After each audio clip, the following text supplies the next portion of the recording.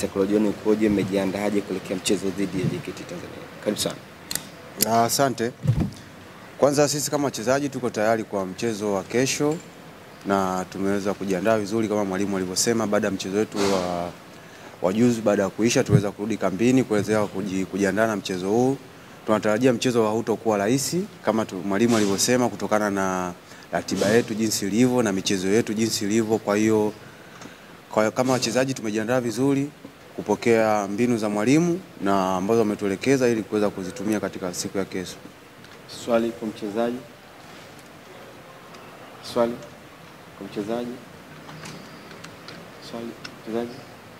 Naam, labda David, ungeweza kuelezea morali ikoje mnapoenda kucheza na timu ambayo ni mid table club na unakuwa ni mchezo namna gani mnapocheza timu za namna hii? Mchezo kama mwalimu alivyosema, mchezo hauwezi kuwa rahisi.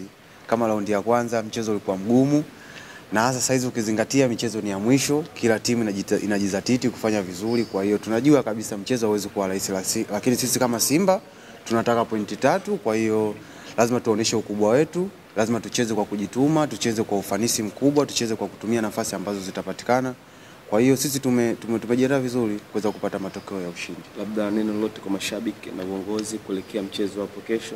Mashabiki kwanza nipende kuwashukuru kwa kuweza kutusapoti na kuweza kuwa nasi, lakini pia niweze kuwakumbusha kesho pia tuna mchezo mgumu sana ambao tunahitaji support yao, waweze kufika, waweze pia kutusapoti. Shukran sana David. Asante sana. Shukran sana mwalimu. Naam David.